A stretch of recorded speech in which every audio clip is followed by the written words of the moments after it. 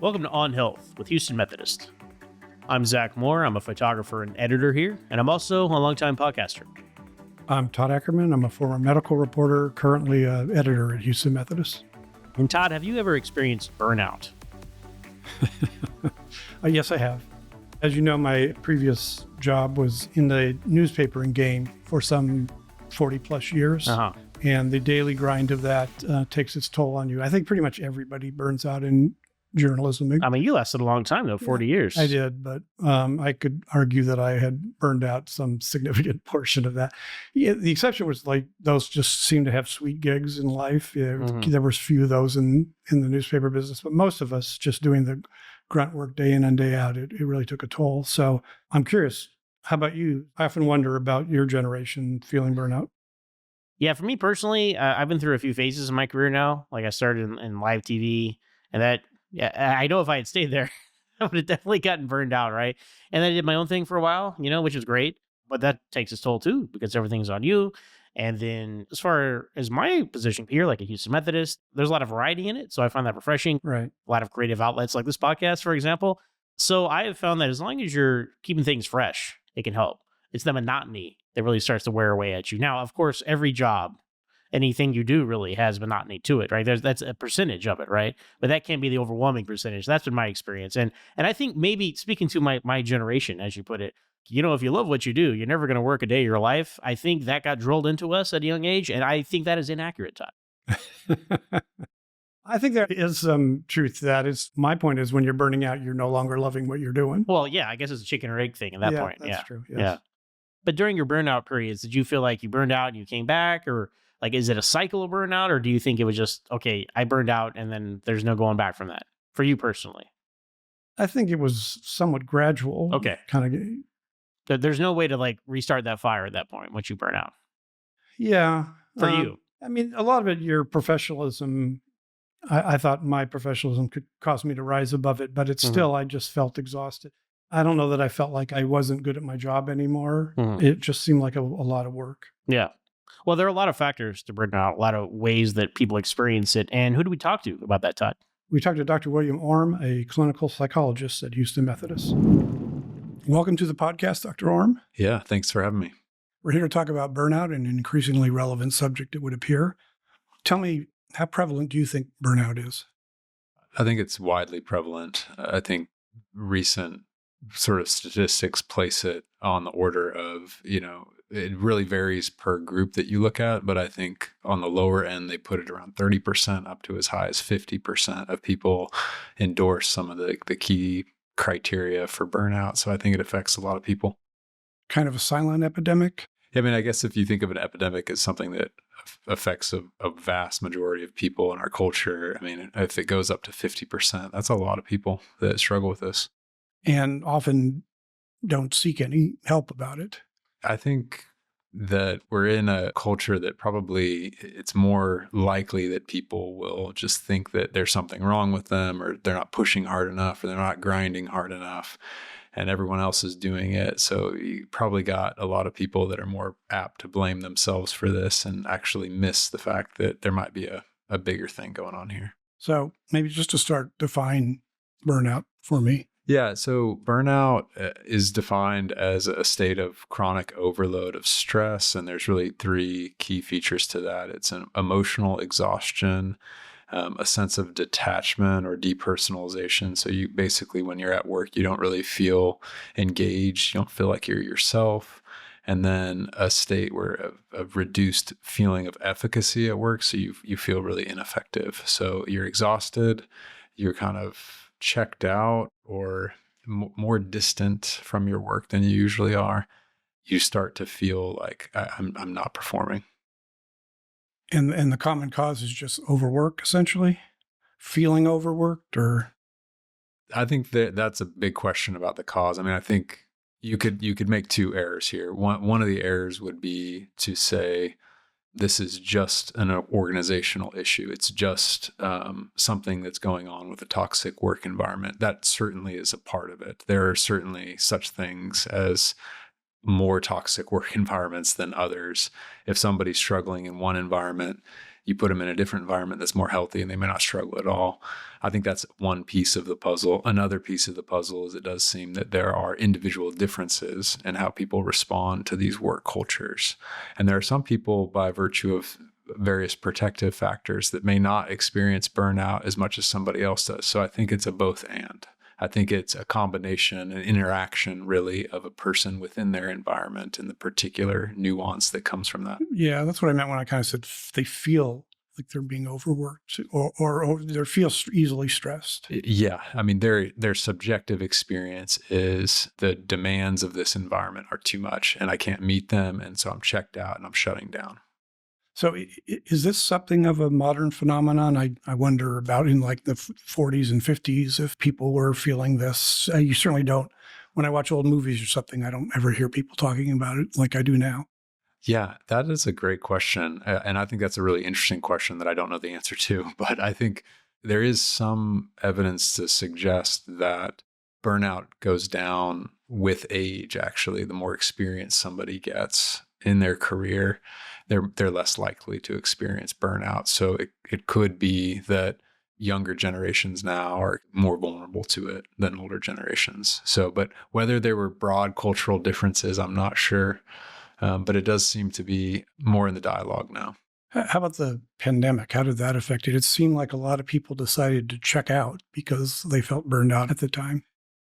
I think about burnout as, I guess you can reduce it to a bit of a simple equation. Maybe this is too simplistic, but if you think about it as demands exceed resources that somebody has to bring to the work environment, then if the demands go up in the environment, then the likelihood of burnout is going to go up. In the pandemic, I think we saw the demands in the work environment for almost everyone. I mean, certainly for healthcare workers, but broadly across the working community, those demands escalated quite significantly. So I think any sort of statistics we have about it suggests that it goes up with the pandemic. But I think there's also other factors there. I mean, I think not the least of which is that suddenly the boundaries between work and home evaporate because everyone's working at home.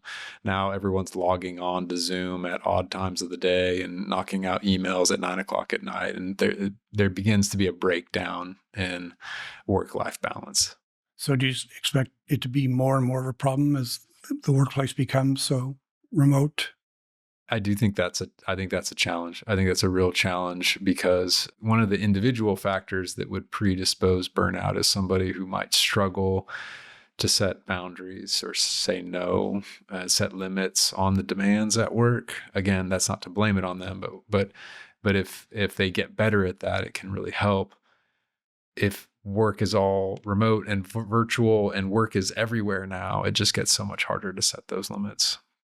So what populations does it afflict more than others? Again, going back to this formula of demands exceed resources to bear. If you think about both sides of that equation being demands and then the resources, basically any environment that is highly, highly demanding in terms of the work, you're likely to see higher rates. I mean, certainly that's the case. We know for sure with healthcare workers. I mean, nurses, doctors, frontline workers in the healthcare system experience that significantly. And it's a daily grind to it. Oh, right?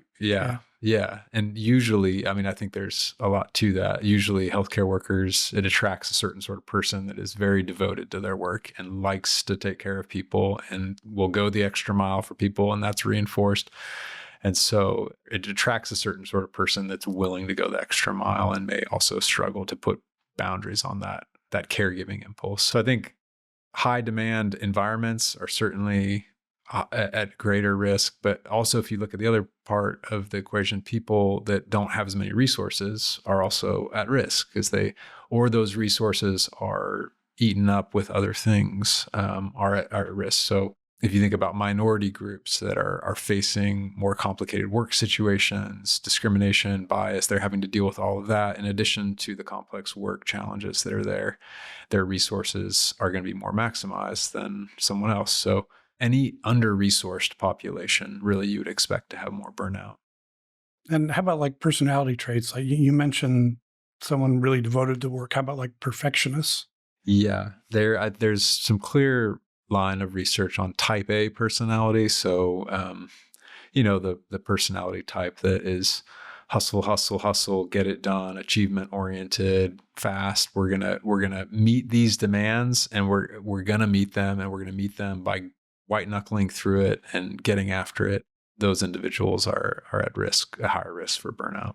But not necessarily the middle-aged. I always kind of thought of it as something as you go along with the grind for a certain amount of time, and then suddenly it kind of wears you out. Yeah, I think go back to that equation, like demands exceed resources. I think that people with more work experience, they often feel like they have more personal resources to bring to bear on the demands at work. So usually over the course of a career, you develop more skills and expertise. Those are resources now that you bring to bear on the demanding work environment. A part of burnout is that feeling of lack of efficacy, lack of effectiveness. So if you are really good at your job, because you develop those skills over the amount of time, it's probably a protective factor against experiencing some of these things. I've read that young people, Generation Z, really feel it. That kind of surprised me just because I thought burnout would be a product of time in the workplace. Why are they feeling it? That's a good question. I don't know the answer to that. One idea would be that younger generations, when they look out into the economic landscape, they feel more stress. I mean, they're facing higher costs of living. It's harder to break into the housing market, inflation, geopolitical turmoil. One theory would be that they're just facing a different landscape than other generations faced as they enter the job market. That's more uncertainty. Uncertainty breeds more worry and anxiety. More worry and anxiety zaps personal resources. So another thing could be generational differences around values. Some folks in the younger generations, they want more balance in their lives. And so they might be more prone to sort of those values clashing with coming into organizations that are very performance driven and highly emphasizing careers as the key identity in somebody's life. So I've also read that surveys show that most people don't identify the workplace as their primary cause for burnout. Do you see that? And what things then do they cite as burning them out? I guess just day-to-day living? What I see as a clinical psychologist, I see people talking about work stress quite a bit. The thing that I don't see necessarily is always appreciating the way that work stress ripples through and affects other areas of their lives. So it may not be attributed to work stress. They might be aware that what's going on at work is stressful. They might not be aware that had a determining role in the conflict they just had with their partner, And that doesn't surprise me. As a clinical psychologist, I think it's a rare thing to have someone who always knows what they're feeling, why they're feeling that way, and can parse that out. I think most people that come to therapy don't know that, and that's more of a normal state. For most of us, we'll get irritable, we'll snap, and we're not sure why, but then we'll backward engineer it and kind of figure it out on the back end. So I think that burnout can affect people in ways that they don't even realize until they have a time to reflect on it. But most people that are burnout don't feel like they have the time to reflect on it. I think just a lot of things pile up on you besides the workplace. So that for me, I often just feel like, even if it's not work stress, work has taken up so much of my day, and then there's all these other things I have to do. A former colleague of mine, after he retired, said that, it's a wonder we found time to work. So I guess you still have so much on your plate. Yeah. I think that's especially true in our modern context, where a lot of us that are working full time are balancing a lot of other responsibilities. And then when that work stress piles up, the pie of resources goes down for all these other areas, and it becomes more difficult to manage those things. So we touched on this before, but I guess I would kind of want to focus in a little bit on whether employers are doing enough to prevent burnout. How much is personal versus how much is corporate? Yeah, I think that's a great question. Again, I think you can make those two areas. You could say this is all the work environment, or you could say this is all just a personal problem. But I think both of those would be reductionistic. I think it's more fair to say that the problem lies in the interaction of those two. And because of that, the solution also lies on both of those levels, that you could have organizations do things to reduce the likelihood of burnout in their workforce. You can also, and this is what I see because I'm a clinical psychologist and I work with individuals, I also see people come in very adverse, challenging, difficult circumstances, and they make shifts and they do better. And nothing has changed in the environment, but they come to adapt to it in a different way, in a way that's much more effective, and it really improves the quality of their life, and that gives them power to do it. So I think it's a both and. I think on the work side of things, whether employers are doing enough probably varies a lot per organization. I think we have a wonderful organization here at Houston Methodist, and I'm not an organizational psychologist, but there's a lot that can be done on the organizational side, making sure that workload is appropriate, clear expectations, not micromanaging people, also not leaving them hanging out to dry without any direction. There's a lot that can be done on that corporate side.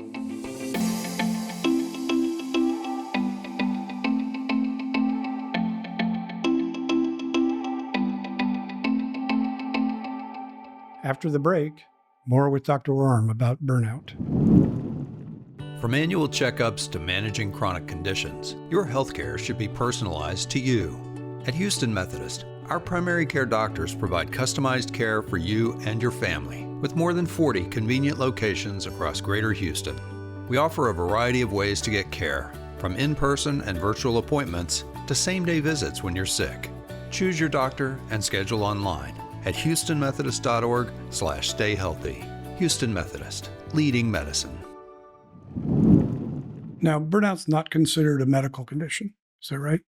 No, it was recently added to the International Classification of Diseases, the ICD-11, as an occupational phenomenon. So it's not technically a medical condition, but it is recognized as a syndrome that's really context dependent. In the DSM, which is our manual for classifying mental illnesses, there's something called an adjustment disorder, which is different from burnout, but can be related. And an adjustment disorder is basically anxiety or depression that comes in response to a concrete stressor. And then when that stressor goes away, so does the anxiety and depression. So sometimes burnout can fall under that classification of a mental illness. But right now it's kind of conceptualized as different, though I do think it can intersect our physical health for sure.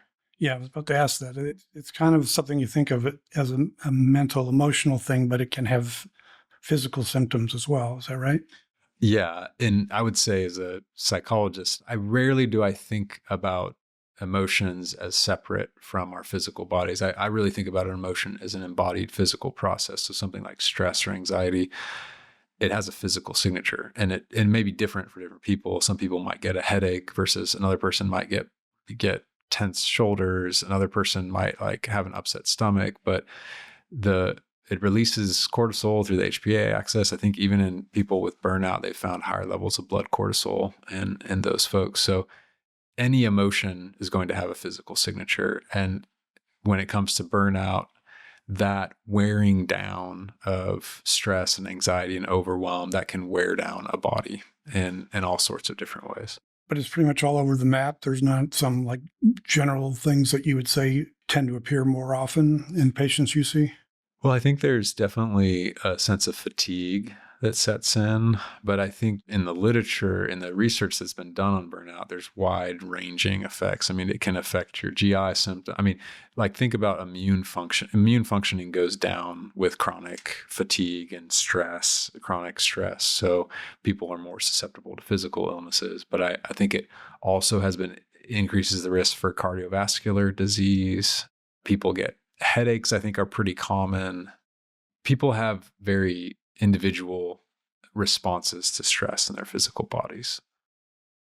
What are good ways for people to know how to spot burnout, particularly since it seems so common and normalized? I would say sort of the early warning signs would be good to pay attention to. If you notice yourself becoming a bit more cynical or disconnected from your work, not caring as much. If you're a person that really cares about your work and you find yourself coming into work not caring as much, that's probably a warning sign that a sense of detachment is starting to set in. That might be a response to overwhelm, lower morale, missing work, decreased motivation, decreased commitment. I think all of these are sort of warning signs. They're they should be raising the awareness that we might need to pay attention to this. And it should be kind of clear that you're burning out rather than you just don't like your job. And a lot of people just kind of flippantly say, I'm burning out. And I don't know if that would meet sort of a definition of what psychologists might see as burnout. Yeah, I think those could be different things. There's such a thing as a person not being a good fit for a particular role and them deciding that they want to take a different career direction. That may be very different from being in a work environment that is overly taxing and drawing out some issues with responding to that. So I think those can be different. That's where I think it's helpful to pay attention to the signs that they come up so you can avail yourself of resources that are there to figure out what's going on. I read about the 42% rule, that's the percentage of the time that your body and brain need to spend resting. So that would be like 10 hours out of every 24. Is that a good rule to go by? I have not actually heard about that rule, but that sounds very reasonable to me. I mean, I think we are not a culture that is all that good at embracing slowing down and resting. We're in a very competitive environment, and people bring that. The workspace is a very competitive workspace. And so it's not necessarily always a workspace that is focused on how do we rest and recuperate and take care of ourselves. So erring on the side of taking care of ourselves, getting enough rest, physical nutrition, sleep, that makes sense to me. So give me some tips to prevent burnout. You mentioned one, learning, saying no to certain assignments. Is there an art to knowing how to do that? Yeah. And it sounds so simple. It's almost trite, but it's not a simple thing. I mean, people work on this in therapy. They dedicate a lot of time to work. I mean, it's very hard. I think like if you take healthcare workers, for example, to say no sometimes means that they are going to have to feel some level of guilt that they could be doing something for another patient that they're not. That is a tough thing for people to sit with. And so it's almost easier for many people to just overextend and do the thing rather than to sit with the gnawing guilt of feeling like they're not taking care of somebody that they should be taking care of. Another thing that happens, and I think we see this quite a bit, is that what can often happen is there's a problem in a system. There's an organizational problem. And you have an eager employee that is very devoted to their work. The problem in the system filters down to their level, and they become aware that if I overextend myself and overfunction in the system, I can be kind of a stopgap, but it's obviously not sustainable. It leads to them chronically overextending and then feeling just worn down by doing it. And it may, stave off the problem for a while, but eventually they're going to crash, or they'll get irritable and they'll snap at somebody, and now HR is getting on them and they're getting written up.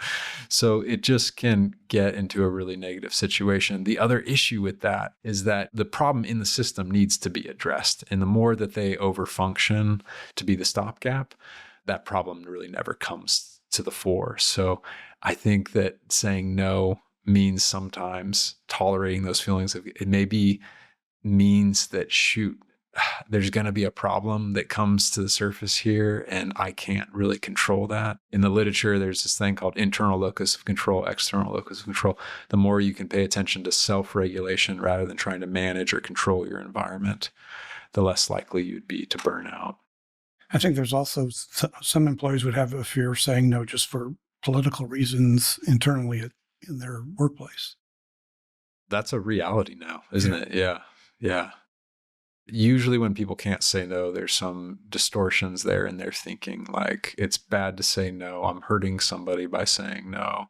I'm missing the mark. I'm falling short. And so they can be helped by adjusting their thinking about it's better that I come to work as a rested and fully present employee. That's going to be better all around for my patients rather than to be running on fumes.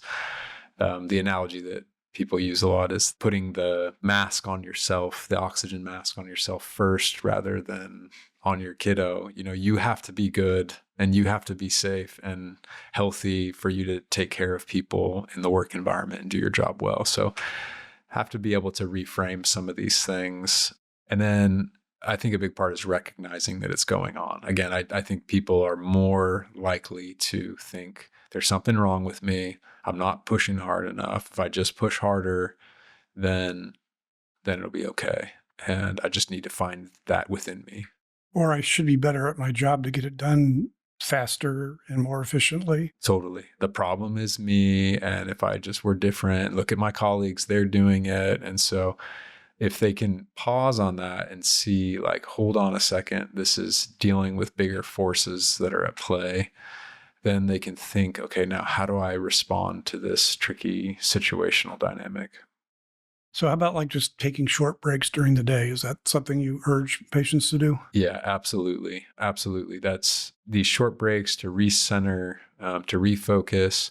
There has to be a way to sort of ending your workday and not picking that up until the next workday. There has to be some sort of boundary or limit on your work so that you can go home and recharge. And that becomes a blurry boundary for a lot of us. What sort of prioritizing needs to be done immediately and what is not a higher priority, or breaking large tasks into smaller manageable ones? Is that something you talk about? All of those things that you're mentioning are like solution-focused ways of coping with difficult work circumstances. So yeah, actively talking with your manager about the workload and what's going on is a wonderful thing to do. I think the hardest environments are when people become aware that the expectations, they may not be able to meet those expectations because the expectations are unreasonable. So part of actually responding to this situation is getting good at letting down people in a graceful way. How about something just like eating lunch at your desk versus going out? That's probably a personal preference, but I could see some people that just getting out of the work environment to get a breather would be a breath of fresh air. I could also see somebody sitting at their desk and that being recharging. So it'd be this question about, like, how do you, in the middle of the work stress, slow down, recenter, collect yourself, and then refocus on the task at hand. So what do you do when you think you're burned out? And especially if you're like, quitting your job isn't an option. You need the paycheck every week, so you need to keep working. Yeah, what do you do? Yeah. Well, I think that, again, if people are listening to this, it's good that they could recognize that this may not be going on just because you're not trying hard enough. This may be more complex than that. And there actually may be resources available that they don't know about that they could resource themselves with. Again, back to that equation, demands exceed the resources. You have two levers. You can decrease the demands or you can increase the resources. There are many employees that maybe aren't aware of resources that are out there that could actually help them. I know, like through Houston Methodist, they have a number of different EAP programs to support the mental health of the people that are in the organization. So there's a lot out there in other organizations. There might be those similar resources. People can't avail themselves of those resources if they're just thinking it's just something I got to buck up and get through. There has to be an ability to say, like, that sometimes it takes strength to say, I need help, and how else can I get some resources to bring to this? When's a good time to see a mental health professional about it? I think when you start to notice that it's starting to affect your job performance or your morale, or you start dreading coming to work. Certainly if you start missing work, if you start coping in more destructive ways that are going to start snowballing and having more of an effect on things, if you start going to substances, or if you just find yourself in endless scrolling loops on your phone when you get home and you're not getting other stuff done in your life, that's when we start to see sort of functioning starting to break down. And that's when, it'd be ideal if you could see somebody and talk about it before that happens, before it gets to a breaking point like that. So when patients come to you, what do you tell them? How is this best treated? It's usually treated by talking with people about the circumstances that are going on. A psychologist is able to help somebody become aware of both how they're thinking about the situation and helping them notice other features that are going on in the situation that might help them say, oh, wow, I hadn't realized like the intensity of the stress that I'm up against here. It can help by talking to somebody. It can help come up with new ideas about how to respond. People tend to be predisposed to burnout that have more avoidant style of coping. So any way that you can start to face the stress instead of avoid it, it's going to go better. And so therapists can really help people learn how to face that stress and get more direct approach style of coping rather than distancing from it, which is the normal thing to do, by the way. There's no judgment on that, but it tends to be that if you can shift and pivot toward facing it head on, it's probably going to go better. Is it something that you consider pretty treatable? I mean, it seems to me some of the things we talked about, like an individual's tendency to blame themselves, might be pretty deep rooted. Yeah, I think some of those things are pretty ingrained, but I do think it's very treatable. And that's partly because that's what I see. I see people come in, they talk about what's going on. In the discussion, they start to get ideas about, oh, I don't have to say yes to that. I could actually say no to that. And then they start making shifts. And what I see is them feeling much more resourceful, much more empowered. And I think it can get better. Sometimes it opens up things, sometimes it opens up that there can be some background factor or family factor or developmental factors that come into play that then they want to address those. But I do think the issue of burnout is very, very treatable. Okay. So is there anything about burnout that I didn't ask that you would want listeners to know? I guess I've said it, but I guess I would just reiterate it, that a lot of people, I think, they could talk about the stress in the environment, and they may even have some things to say about the work environment or their colleague or their boss. And deep inside, they often feel like I'm to blame here for it. And I think I would just encourage people to not too quickly go to that. This is usually a more complex thing than just I'm bad, I'm wrong, I'm not doing it hard enough, I'm not trying hard enough, I'm just not strong enough. I would say take heart, like if you are experiencing some of these symptoms, oh yeah, and by the way, like as many as 50% of people are, so you're not alone. This is not abnormal. This is something that if you're in a particular work environment that's pretty healthy, your next job, you might be facing some of this. So just because you don't experience it now, you might experience it in the next place you go to. So this is pretty normal for people to struggle with. So there's no reason to feel ashamed about it. And that's what I would have to say. Very good. Well, I appreciate you taking time to talk with us about this. Very educational. Yeah, absolutely. Thanks for having me. So Todd, what was your biggest takeaway from your conversation with Dr. Orme? Well, I don't know if a takeaway, but the thing that surprised me most was that he claimed that burnout is not a middle-aged sort of thing. It's not a midlife crisis situation. Yeah. In my experience, a lot of us in journalism, it's like for a while, the adrenaline rush was fun. And at some point, it seemed to beat you down. And I don't think that's unusual in the workplace, that there's the point at which you've been doing this for so long, it just becomes a grind. So I thought of it always kind of as a middle-aged thing, but he emphasized that people often by that point learn coping skills. So maybe I was never that good at that. But even in the act of those coping skills, that's exhausting probably too, right? So it all stems from the same place, really. Yes. Yeah. That's why I was curious about if, your experience, your generation's experience. I've been surprised that millennials or Generation Z even more, that they are already feeling it. Well, they're just lazy, right? I was always told I was Generation Y when I was growing up, and now that's just been absorbed into millennials. So I am an older millennial, believe it or not, which makes me feel, I guess, young still, but also like, hey, I'm not a millennial. Those are kids, but we're all getting older too. So no, it is strange when you're young, you really don't have that perspective you have when you're old, obviously. So like, oh man, I've been doing this for 5 years. Like 5 years is nothing, right? When you're older, and you hear someone say, oh man, I've been in this job for 3 years now. I'm like, well then just bear down and stay with it, right? That's something Dr. Orme mentioned too, like which I found interesting. Who is more prone to burnout?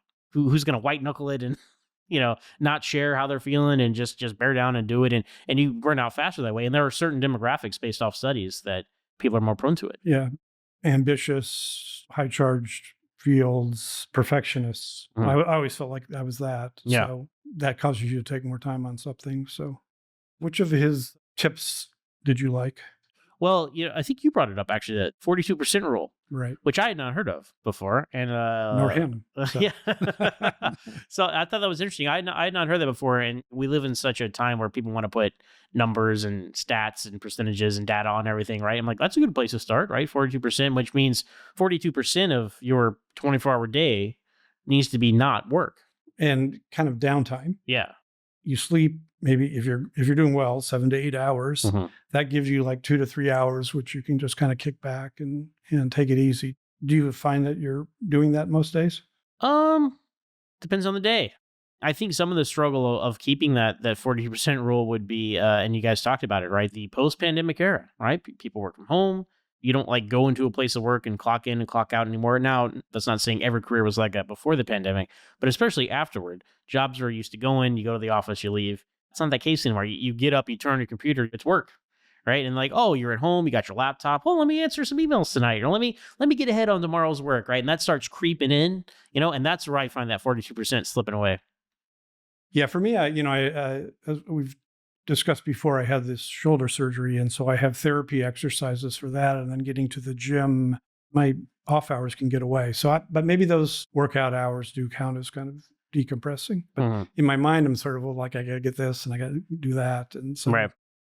Also, interesting to note, burnout is not a medical condition. It is an occupational phenomenon. Yeah, that's an interesting term. Yeah, well, that's some terminology for you right there. Occupational phenomenon. I like it makes sense better when a little later he referred to it as a syndrome. That sounds more medical.